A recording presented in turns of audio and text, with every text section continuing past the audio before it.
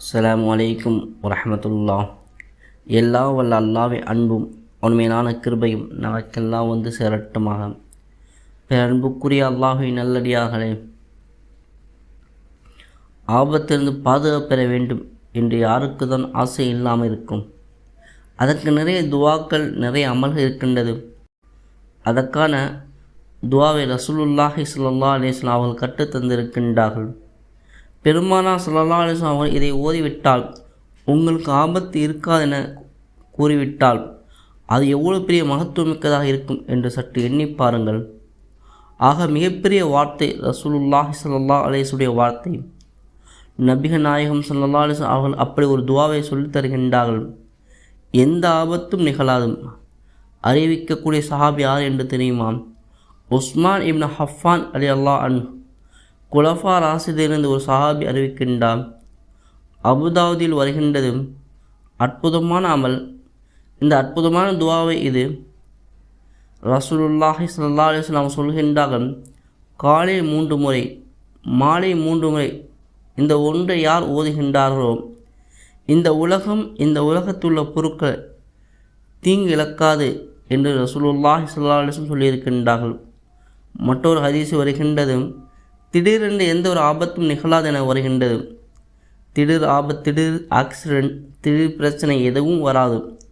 யார் ஓதி வருகின்றாரோ அவர் நிம்மதியோடு இருப்பார். காலையில் ஓதிவிட்டால் அவர் மகரிப் வரை நிம்மதியோடு இருப்பார்.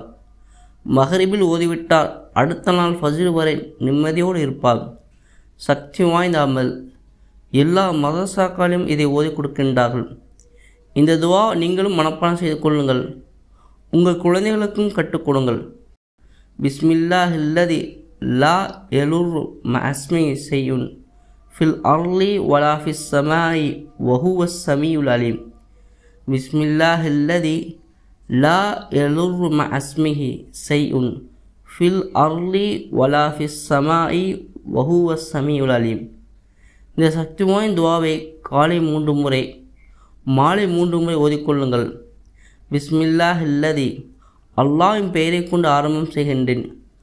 அவன் எத்தகையவன் என்றால், அவன் எப்பேற்பட்டவன் என்றால், யலுர்ரு மஅஸ்மி ஷைஉன் ஃபில் அர்லி வலா ஃபிஸ் ஸமாஇ, அவன் பெயர் இருக்கும்போது உலகத்திலோ வானத்திலோ எந்த பொருளும் எனக்கு தீங்கு செய்ய முடியாது.